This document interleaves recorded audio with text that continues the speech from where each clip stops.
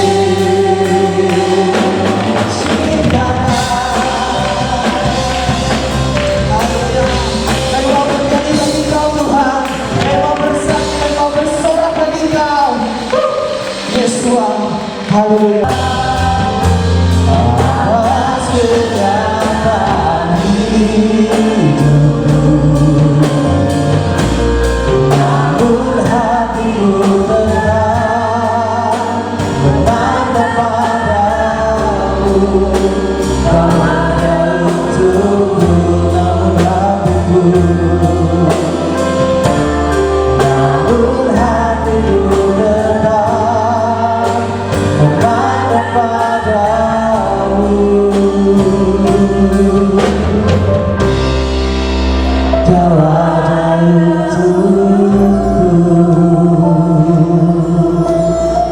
Kami bersyukur kepadamu ya Bapa Yahweh.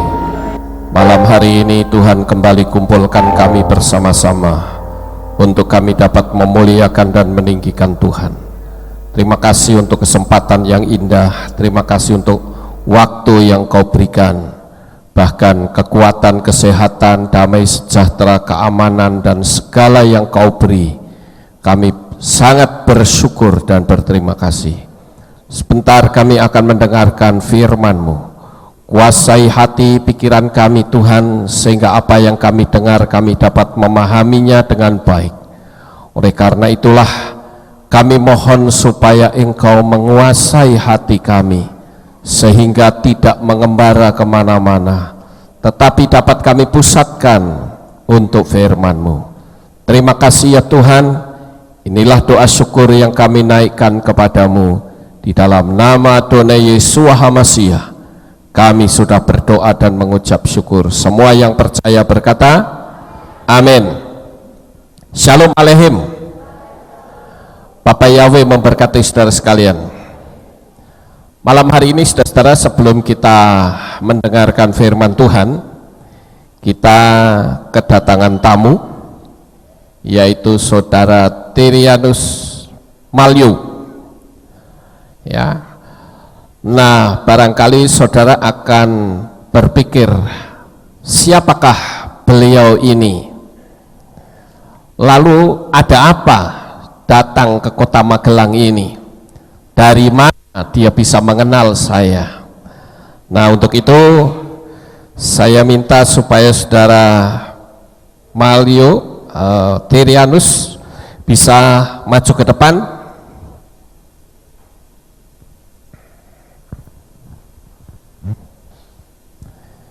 Ya.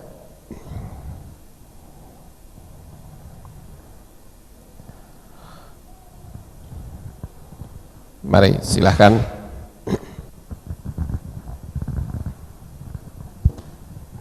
Shalom Aleichem. Puji Tuhan. Saya bersyukur kepada Tuhan karena Tuhan memberikan kesehatan dan kesempatan yang luar biasa kepada saya. Dan saya juga berterima kasih kepada Papi dan Mami, ya Bapak dan Ibu Gembala di tempat ini. Saya bersyukur semuanya adalah anugerah Yeshua HaMashiach. Dan saya juga berterima kasih kepada seluruh sidang jemaat yang ada di sini. Dan saya bersyukur dan perkenalkan, nama saya tadi Papi sudah sebutkan, Trianus, ya biasa dipanggil Teris, Trianus Malyu. Saya asal dari Papua dan saya kenal Papi ini dari Ibu Ana yang ada di Swiss, ya bukan dari Indonesia. Dan sementara ini saya sedang kuliah teologi, ya S2 teologi di Surabaya, dan sekolahnya tentunya STT Pentakosta. Nah, tapi yang saya ingin mau sampaikan adalah tentang pelayanan saya di jantung pedalaman Papua, ya tempat pelosok, ya Bapak Ibu bisa melihat.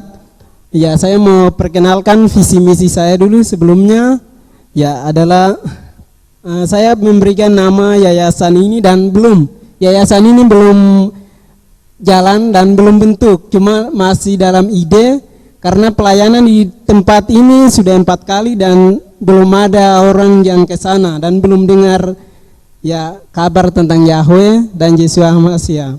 Nah, jadi saya memberikan nama yayasan nantinya adalah PUPSO, Papuan Union Forest Service Organization, Organisasi Persekutuan Pelayanan Rimba se-Papua, dan visi misinya sudah tertera, yaitu melalui PUPSO senantiasa menjangkau kehidupan orang-orang Papua di hutan rimba.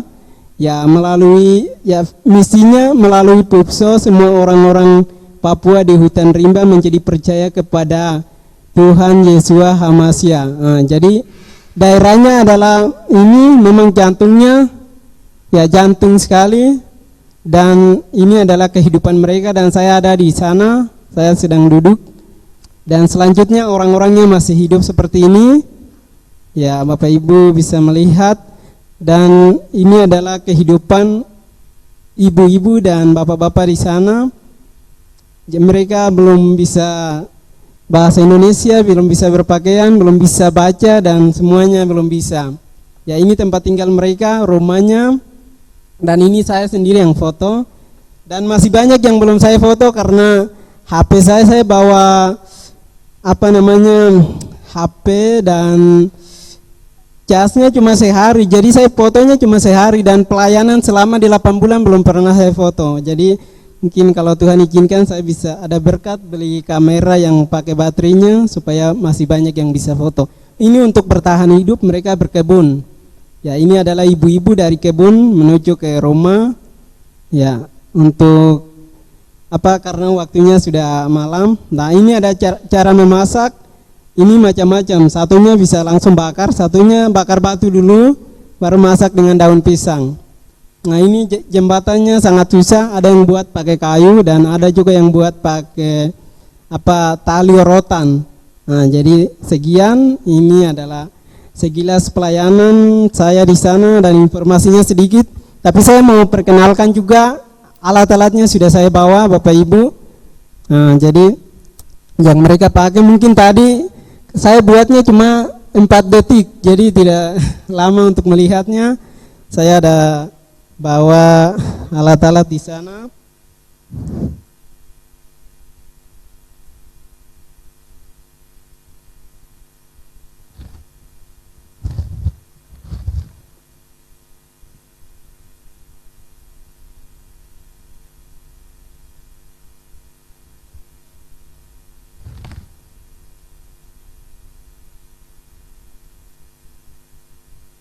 Jadi saya akan memperkenalkan satu persatu Bapak Ibu yang mereka biasa pakai yang ini. Jadi ini untuk tebang pohon, mau bikin rumah dan segala macam pakai ini. Ini kapak batu, parang, sekop, parang, kapak pakainya ini. Dan ini juga bisa dipakai untuk pisau, mau potong keladi atau apapun. Ya, dan selanjutnya Bapak Ibu, ini mereka kasih runcing dengan kapak batu itu untuk buat jadi parang bisa, sekop juga, dan untuk lingkis dan segala macam sekop. Ya, jadi untuk satu tongkat ini bisa berfungsi berapa macam. Nah, Bapak Ibu, dan selanjutnya adalah ini untuk membuat api. Nah, jadi Bapak Ibu, ini tinggal pegang sebelah menyebelah, ya contohnya seperti ini ya. Saya juga kurang tahu.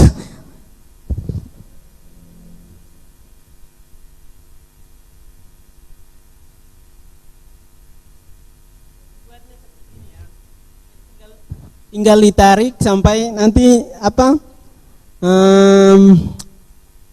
keluar asapnya, lama kelamaan nanti jadi api sendiri ya. Ya, jadi Bapak Ibu, dan ini adalah noken. Jadi ibu-ibu tadi bawa ini, isinya segala macam petatas, keladi, pisang dan segala macam pakai ini. Tapi lebih besar, ini kecil ya, lebih besar lagi. Nah, dan ini adalah celana ya, koteka buat orang-orang di sana. Jadi lagi-lagi pakai ini Bapak Ibu. Dan selanjutnya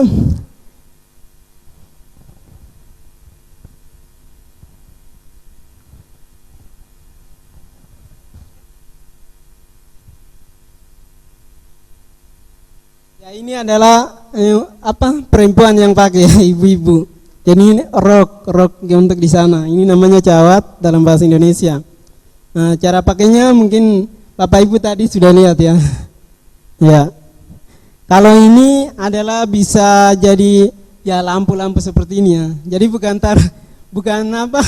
bukan balon untuk lampu, tapi maksudnya dinyalakan di api waktu saya memberitakan firman Yahweh. Jadi saya pindahnya dari daerah yang satu ke daerah yang lain. Jadi saya berusaha supaya nama Yesus Amasya ini mereka harus tahu. Jadi mereka belum pernah dengar, dan mungkin kedepannya saya punya guru besar, Papi, nanti ajarkan lebih dalam.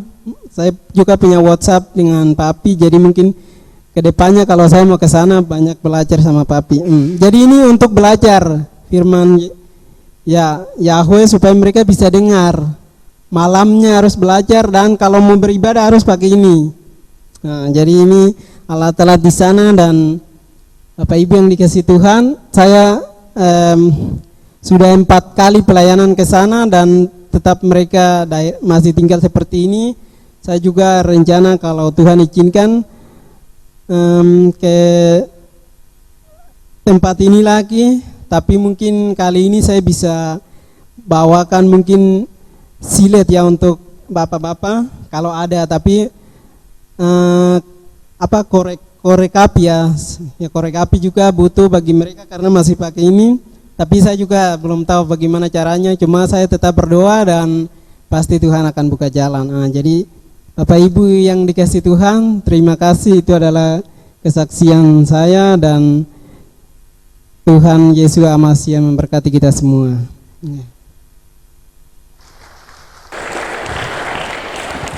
Ya, sebentar saya ingin koreksi ini. Wah, saya tertarik ini nih. Ini bagaimana cara makainya? Oh, cuma lihat sana ya, nggak bisa dipraktekin di sini ya. Mungkin kalau saya nganjurin ya, artinya begini. Ini kan susah begini ya. Kalau yang besar bagaimana? Oh, kalau ada yang lebih besar lagi, pakai pralon kali ya.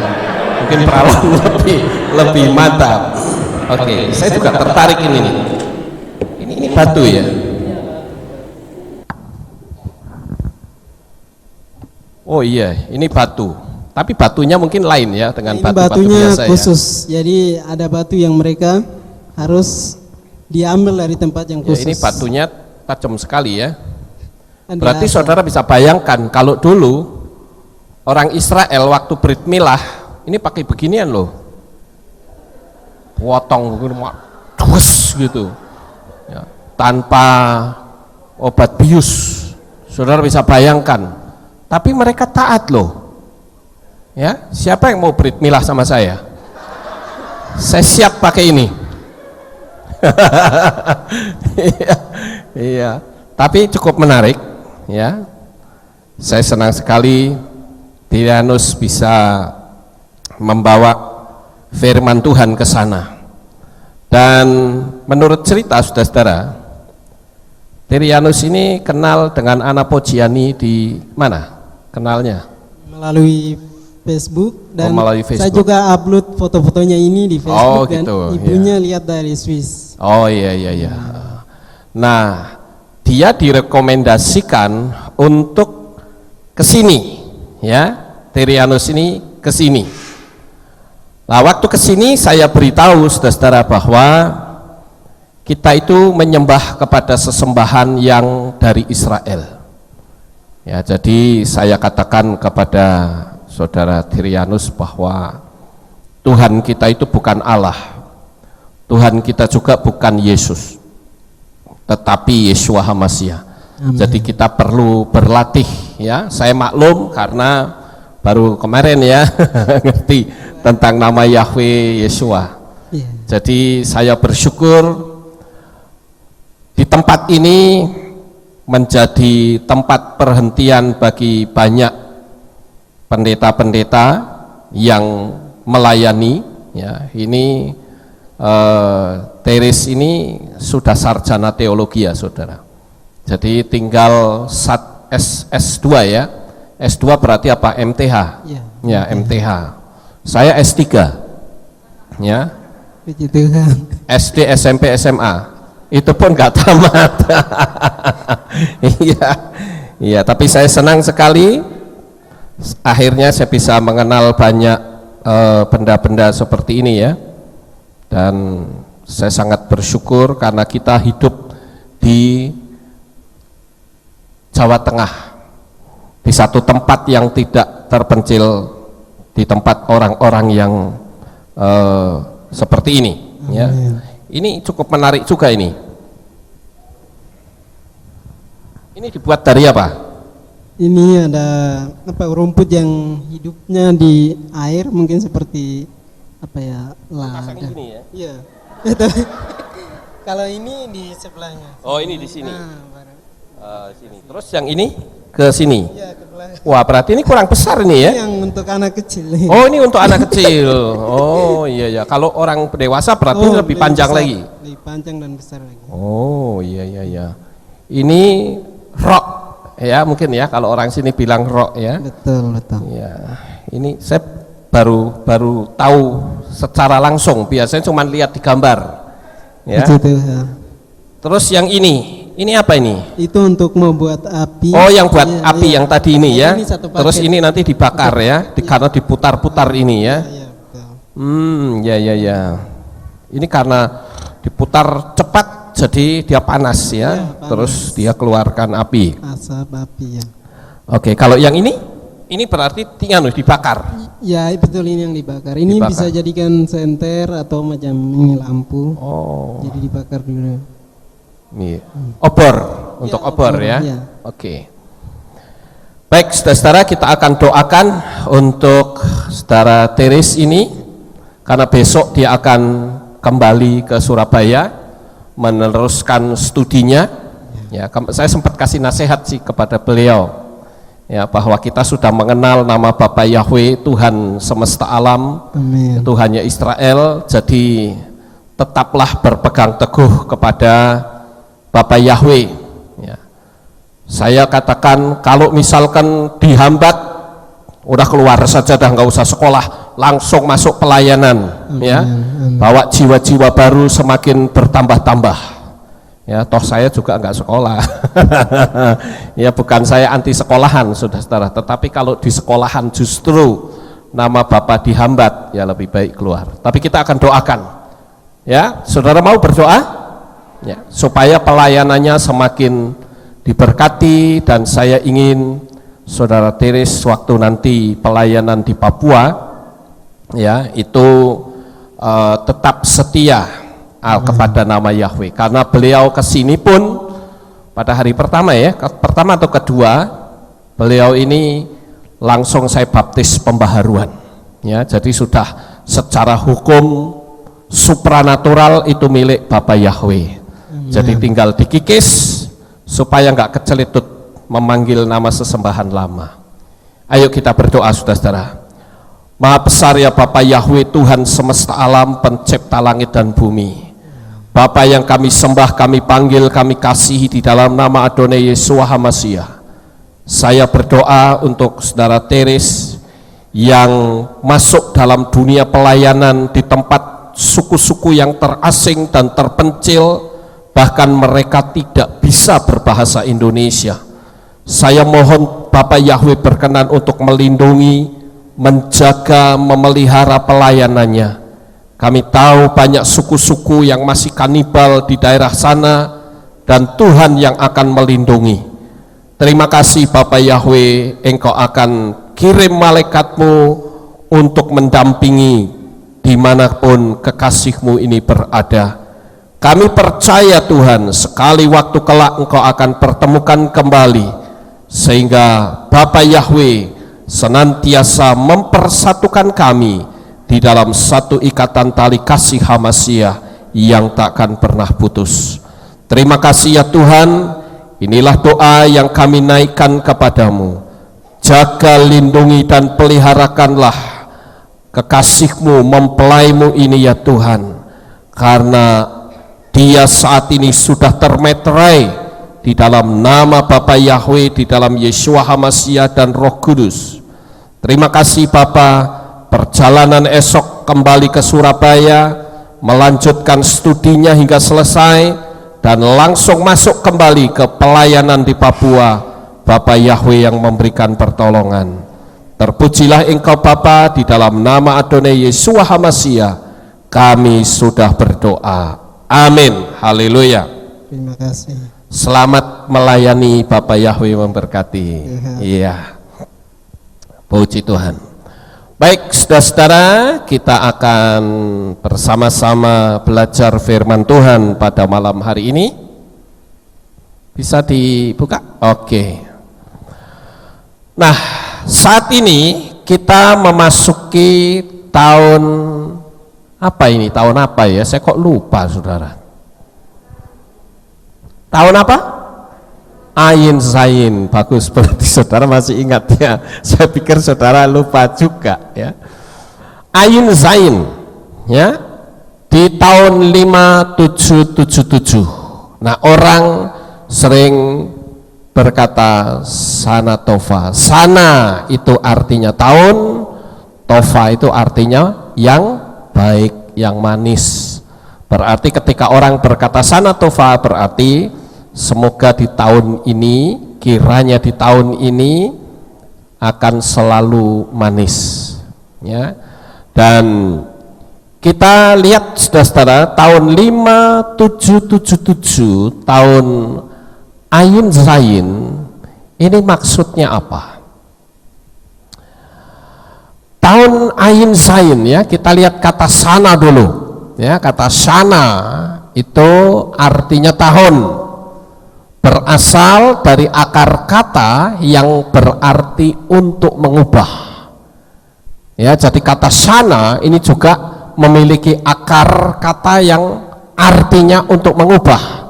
Misalnya seperti yang tertulis di dalam kitab Iyob, Tuhan mengubah apa? Mengubah penampilan ya.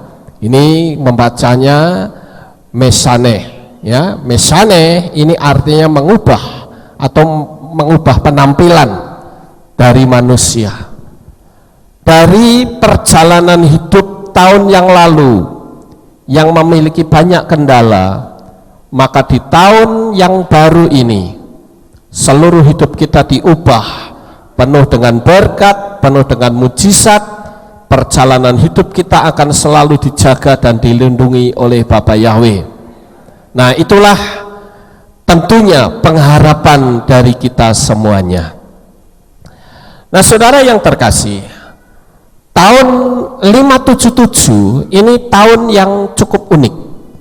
Karena kalau kita lihat angka gematria dari tahun 577, katakanlah huruf ini ya, atau angka ini, angka 5777 ini adalah tahun Ayin Zain. Coba saudara hitung, 5 plus 7 plus 7 plus 7, jumlahnya berapa?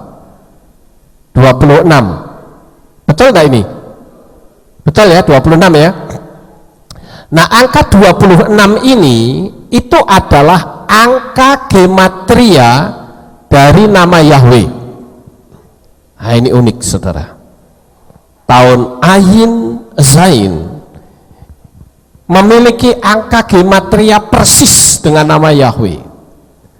Jadi saya yakin di tahun ini nama Yahweh betul-betul tersebar di seluruh penjuru dunia dari ujung sampai ke ujung. Cuman tergantung dari manusianya, dia mau terima atau tidak. Makanya kata Ayin Zain itu kalau saya lihat dari filosofi hurufnya akan memiliki arti mata pedang. Ayin itu adalah mata, Zain itu pedang. Jadi tahun mata pedang, di mana nama Yahweh akan melindungi bagi yang hidup benar dan tentunya menghukum bagi yang tidak mau hidup berkenan. Saudara perhatikan, jumlah angka gematrianya itu sama ya. He itu Yod itu 10, He itu 5, Waw itu 6, dan He itu 5, jumlahnya 26, sama. Ada satu hal yang cukup menarik saudara-saudara, karena di tahun ini saya coba untuk melihat ada nggak yang membahas tentang tahun ini. Ternyata di internet ada yang membahas, dan anehnya lagi yang membahas tentang tahun 5777 atau tahun Ayin Zain ini pendeta-pendeta Kristen. Dan yang lebih menarik dan mungkin saya anggap lucu, yaitu mereka itu mulai berkiblat ke Ibrani, Mereka mulai sedikit-sedikit membahas tentang Ibrani.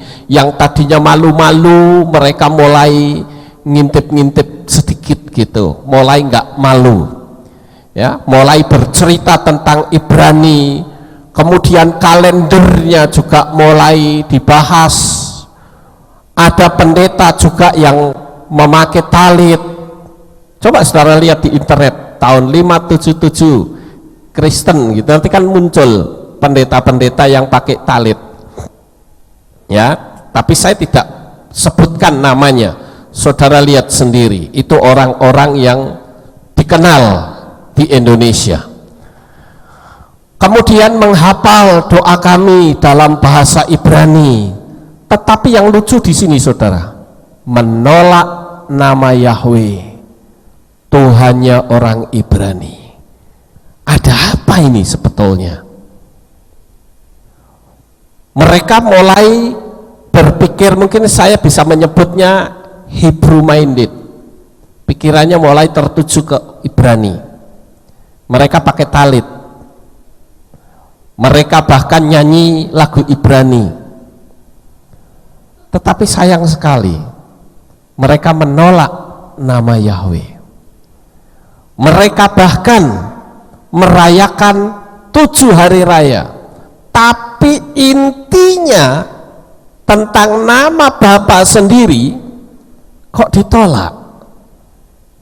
Nah, di tahun ini saudara, Tuhan akan melakukan penghukuman atau berkat. Karena tahun ini itu kalau dihitung angkanya itu 26, 5777 itu jumlahnya 26, dan itu persis dengan nama Yahweh. Tahunnya Ayun Zain lagi, mata pedang. Mata itu berbicara tentang pandangan Tuhan, sementara pedang itu berbicara tentang penghukuman. Tetapi pedang juga bisa berarti perlindungan. Jadi di sini tinggal pilih manusianya. Apakah dia akan memilih tetap memanggil nama Bapa Yahweh dan dia akan ditolong, diberkati pelayanannya, atau Tuhan singkirkan karena dia menolak.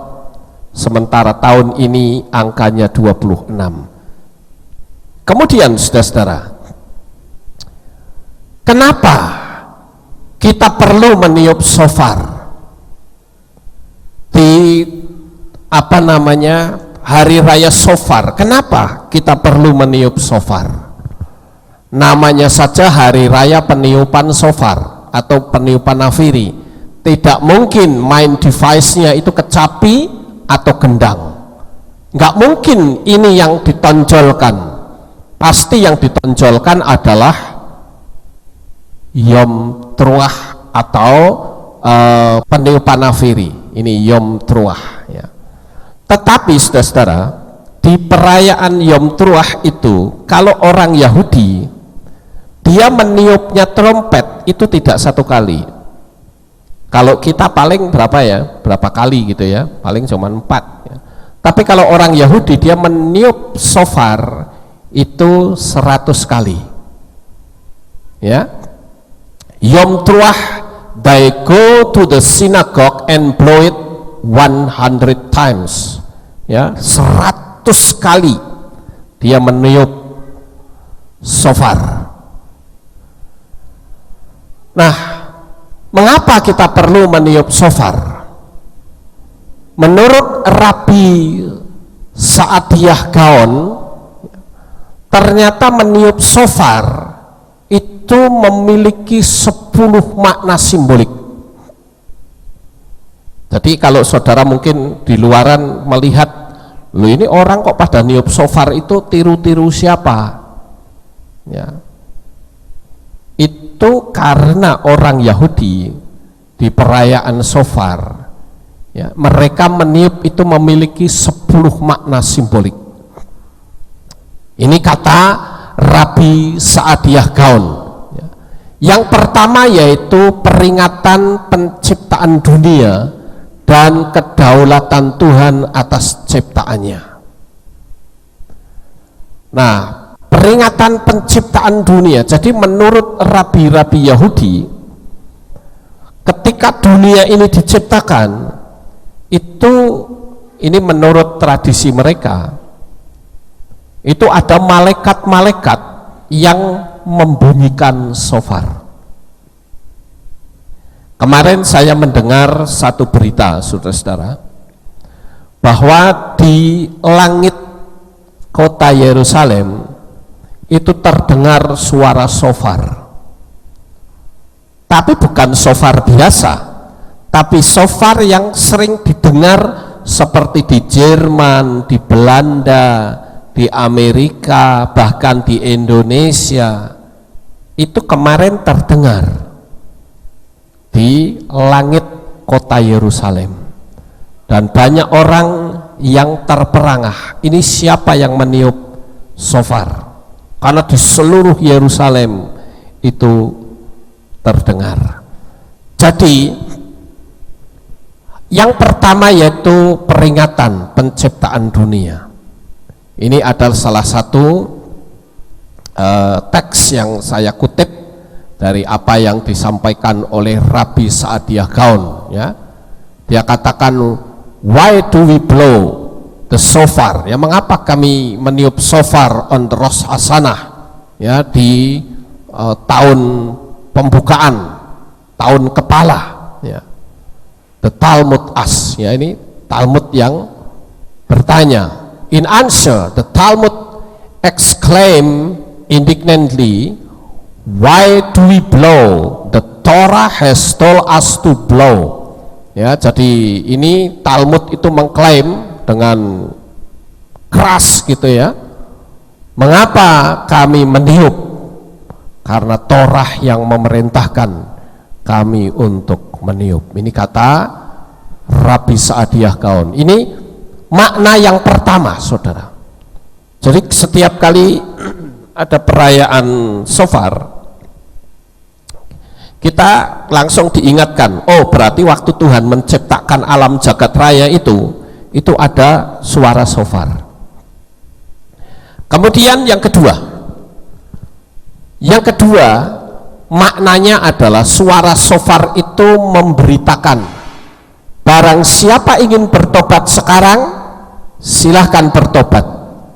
Jika tidak, biarkan dia karena akan mengeluh nantinya. Jadi di sini diperhadapkan seolah-olah dengan dua jalan. Kita diperhadapkan dengan dua jalan. Ini makna kedua dari peniupan shofar. Apakah kita akan ikutin rule-nya Tuhan, aturannya Tuhan, atau kita ikut aturan sendiri?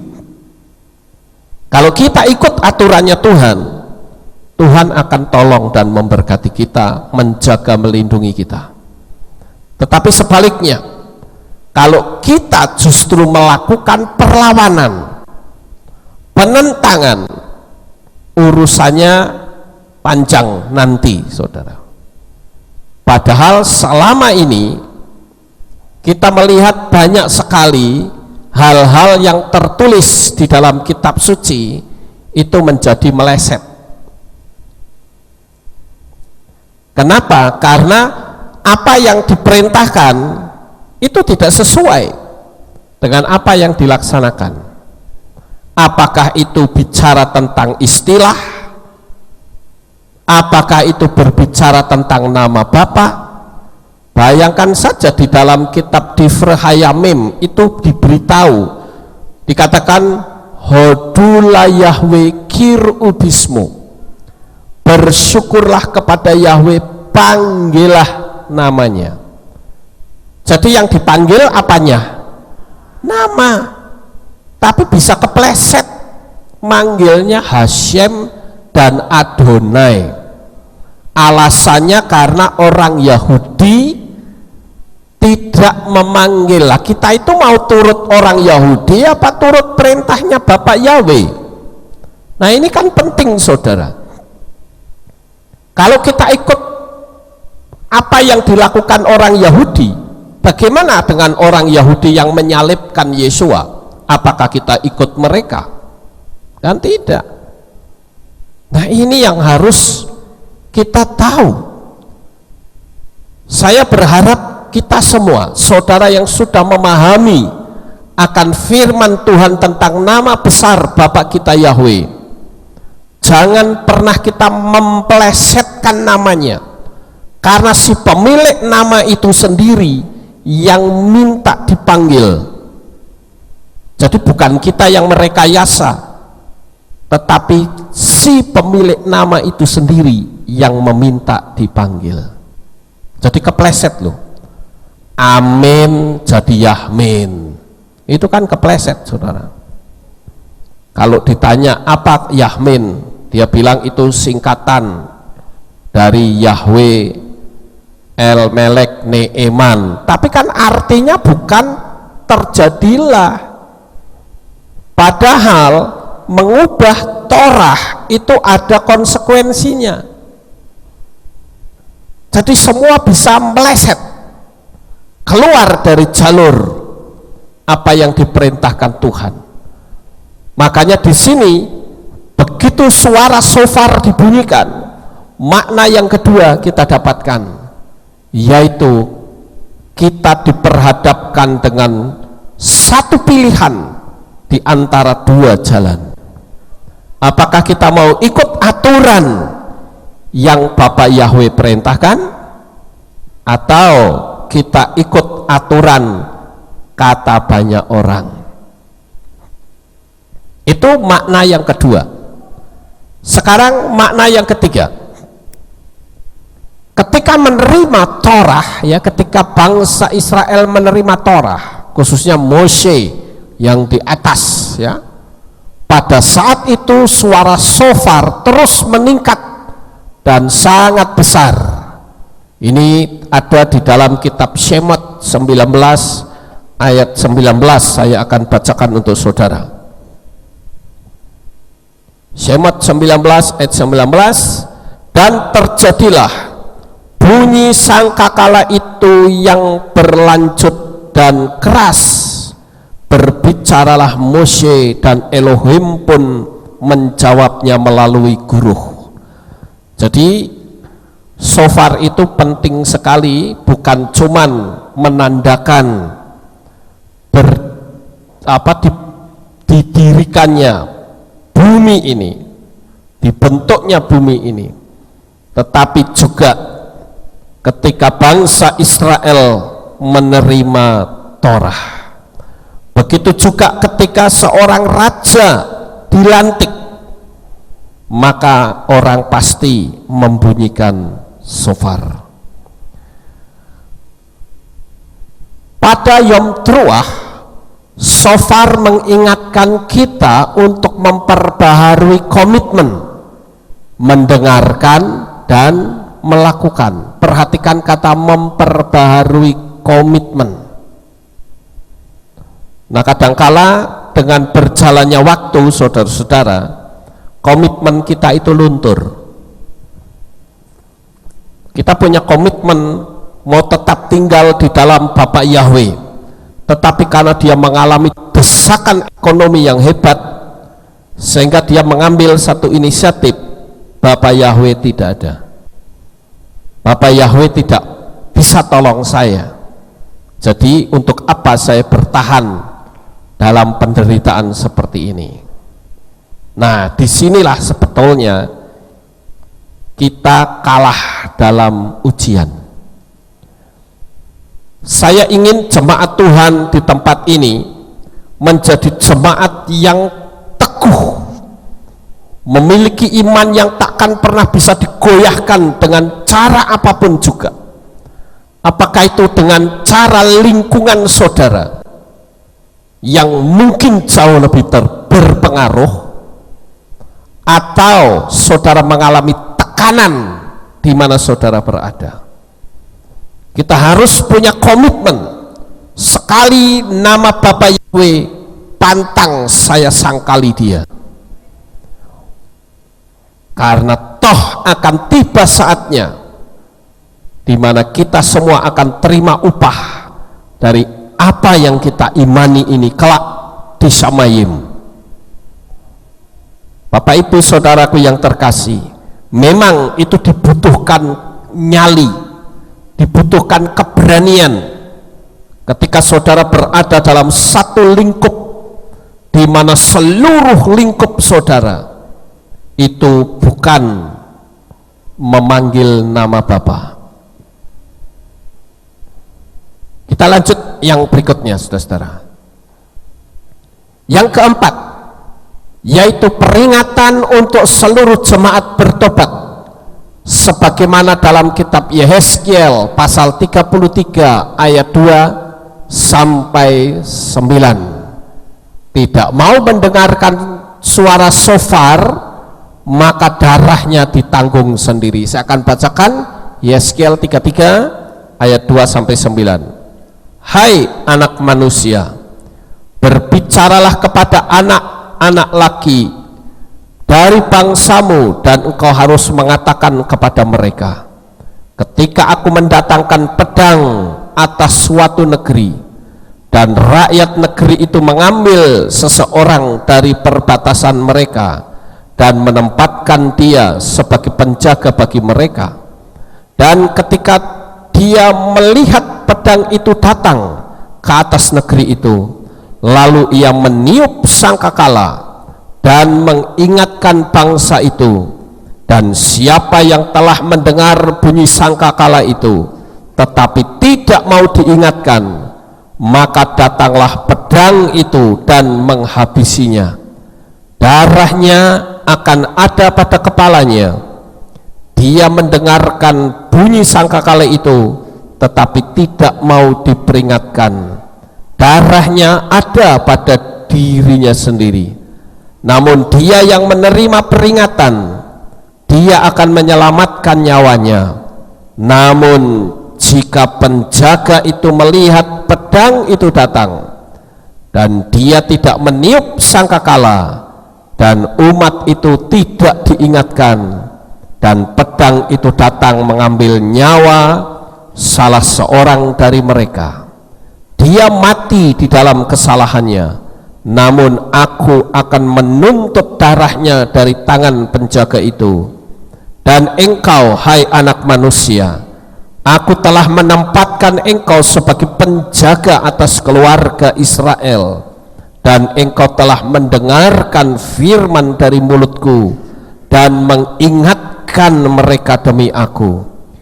Jika aku berfirman kepada orang jahat, hai orang jahat, engkau pasti akan mati, dan engkau tidak berkata apa-apa untuk mengingatkan orang yang jahat itu dari kelakuannya, orang jahat itu akan mati dalam kesalahannya, tetapi aku akan menuntut darahnya dari tanganmu. Namun engkau, jika engkau mengingatkan orang-orang yang jahat itu dari kelakuannya supaya berbalik, tetapi dia tidak berbalik dari kelakuannya, dia akan mati di dalam kesalahannya, namun engkau menyelamatkan nyawamu. Jadi di sini saudara, ketika kita mendengar bunyi sangkakala seperti yang disampaikan oleh Yehezkiel, maka kita ini disebut sebagai penjaga untuk menjaga orang-orang yang ada di sekitar kita.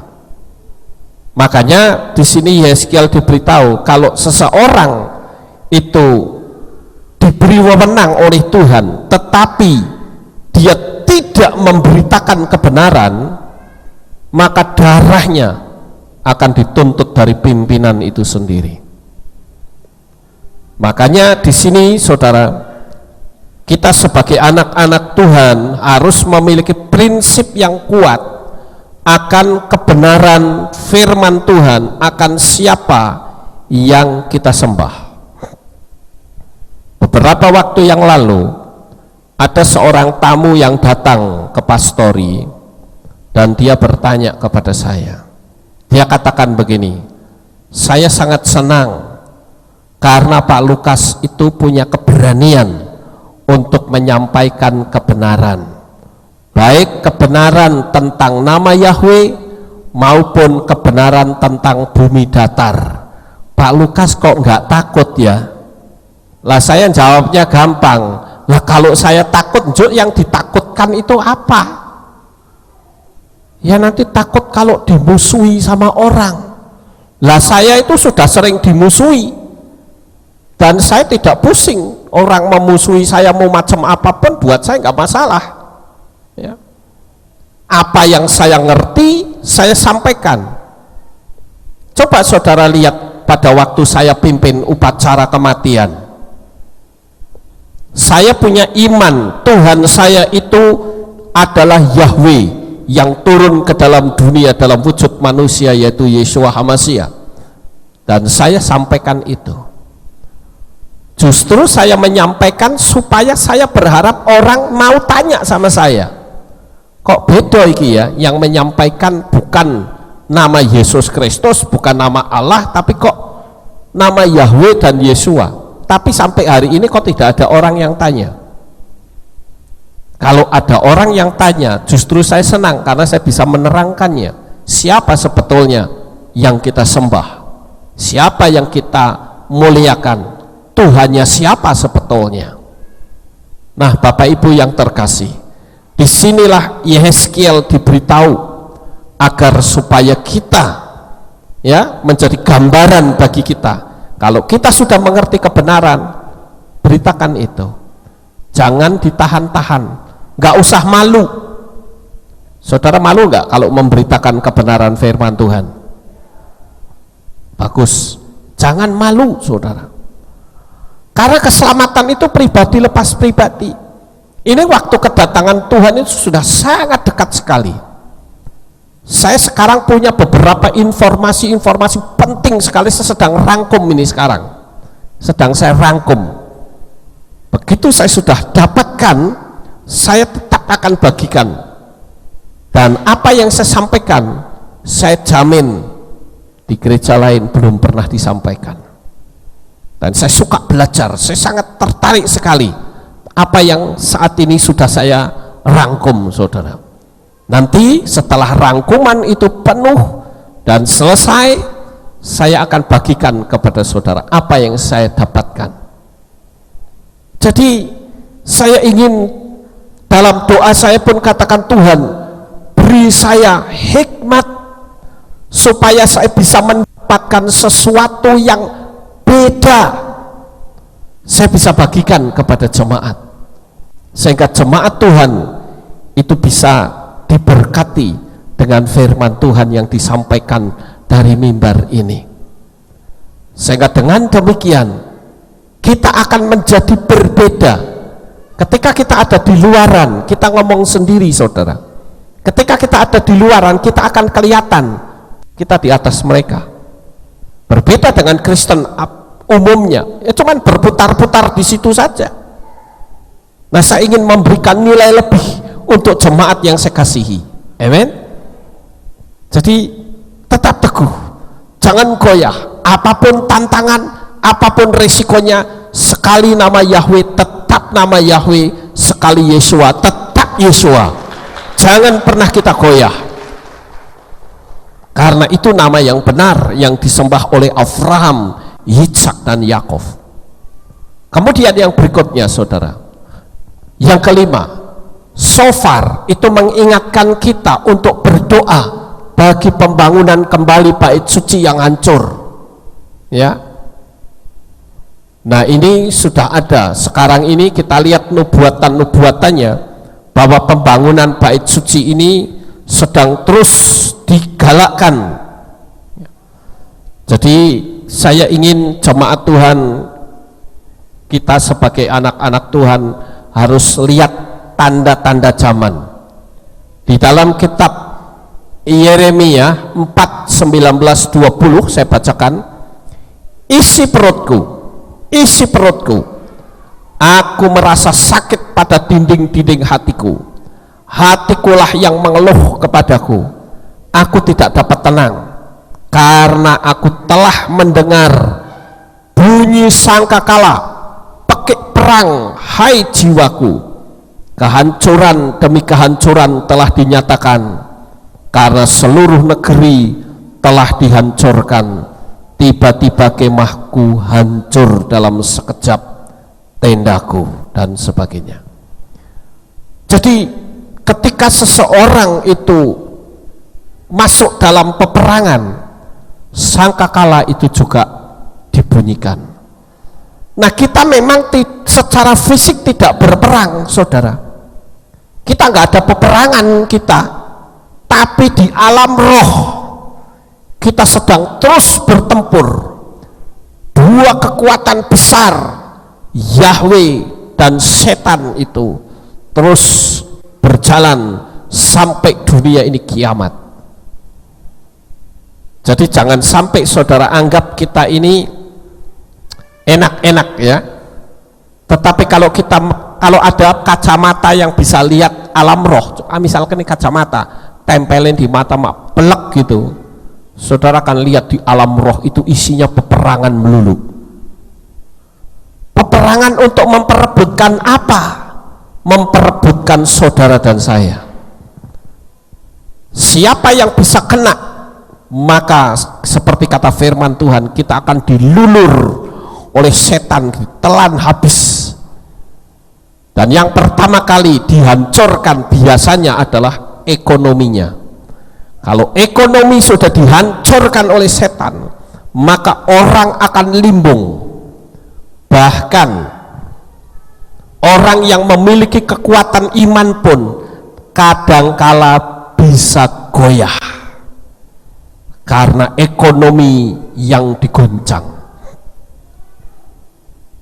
Apalagi saudara, ada wacana-wacana sudah muncul bahwa orang yang tidak mau memakai microchip, dia akan dianggap sebagai teroris dan melawan pemerintah. Dan saya punya keyakinan bahwa pemasangan microchip ini cepat atau lambat akan sampai ke Indonesia, bahkan akan sampai ke Magelang. Tetapi di sini kita dibutuhkan komitmen. Apakah kita akan berpegang teguh kepada firman Tuhan apapun resikonya, atau kita ngalah? Sekali lagi, dunia alam roh itu sedang berperang memperebutkan saudara dan saya. Malaikat-malaikat Tuhan sedang berperang. Makanya kita perlu banyak berdoa dan minta perlindungan khusus dari Bapak Yahweh. Saudara mau keluar, panggil Bapak Yahweh, minta perlindungan. Saudara mau pergi kemana, berdoalah walau sebentar, karena di alam sana yang tidak kelihatan mata itu sedang terus bertempur. Jangan saudara anggap suasana nyaman, tidak. Di dunia alam roh sana terjadi konflik besar-besaran. Kita lanjut, saudara-saudara. Yang keenam, mengingatkan pengorbanan Ishak di Gunung Moria.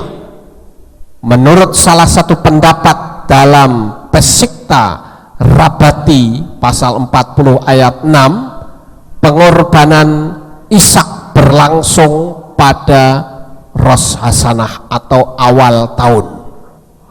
Ini menurut kepercayaan mereka, orang Yahudi.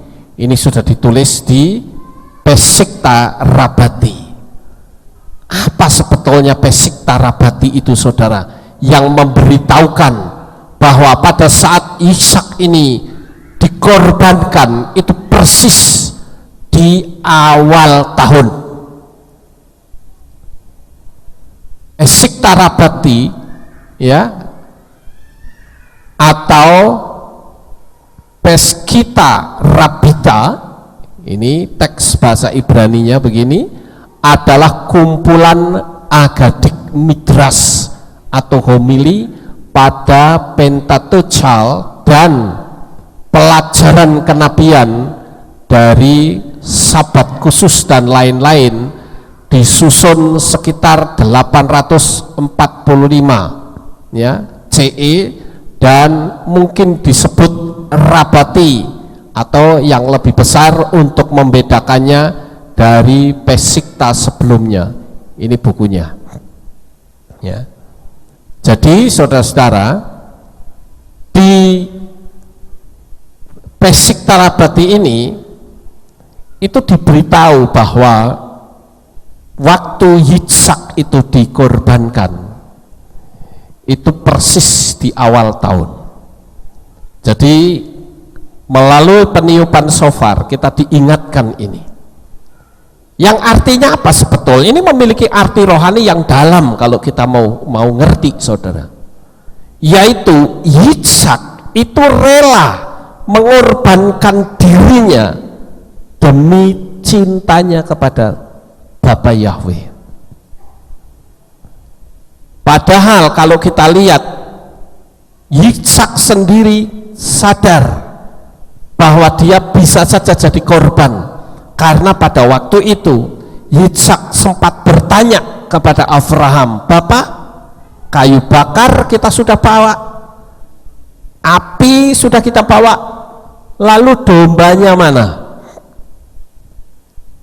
Saudara bisa bayangkan, kalau saudara membaca di dalam kitab Yaser, di situ sangat jelas bagaimana cinta Sarah kepada Yitzhak itu begitu hebat, sampai anak sudah mulai dewasa saja rasanya keraket, nggak bisa lepas dari ibunya, tetapi sekarang harus dipisah. Mau nggak dipersembahkan sebagai persembahan yang hidup, yang berkenan kepada Bapa Yahweh. Di dalam kitab Roma, Rabi Saul memberitahukan, persembahkanlah tubuhmu menjadi persembahan yang hidup, yang kudus, dan yang berkenan kepada Elohim. Nah, di sini Tuhan ingin supaya kita rela mengorbankan. Contoh misalnya seperti saudara hadir pada malam ini, itu berarti saudara korban loh. Korban waktu. Saudara kan bisa saja tiduran di rumah, betul nggak saudara? Apalagi hujan lagi, saudara bisa tidur di rumah, atau saudara bisa rekreasi kemana saudara mau. Tapi kalau saudara mengorbankan itu semua untuk datang beribadah bersama-sama, itu artinya sama dengan Yitzhak yang mempersembahkan diri, rela dikorbankan. Pada waktu Abraham berkata, "Dombanya adalah kamu," Yitzhak tidak lari. Yitzhak berkata, "Silahkan korbankan." Dan Abraham pun yakin bahwa kalau dia mengorbankan dan Yitzhak mati, tapi karena aku sudah membuktikan cintaku kepada Bapak Yahweh, maka Bapak Yahweh sanggup untuk membangkitkan Yitzhak kembali. Saya yakin itu yang ada di pikiran dari Abraham. Makanya saya kan ngomong berkali-kali, saudara, jika dalam 1 minggu engkau tidak beribadah dan hatimu tenang, itu berarti engkau bermasalah besar dengan Tuhan, karena tidak ada rasa gelisah di hatimu. Kalau orang yang cinta Tuhan, dia pasti ingin ketemu dengan Tuhan, ibadah bersama. Sama seperti ketika saudara mencintai seseorang, kalau nggak kelihatan sehari saja rasanya sakit ya saudara, berat sekali. Itulah arti cinta. Cinta kita kepada Bapa Yahweh pun kita harus rela mengorbankan waktu, mengorbankan tenaga, mengorbankan segalanya untuk datang memuliakan dan meninggikan Tuhan. Kita lanjut yang berikutnya. Yang ketujuh, suara shofar itu menginspirasi rasa takut dan gentar dalam hati semua yang mendengarnya.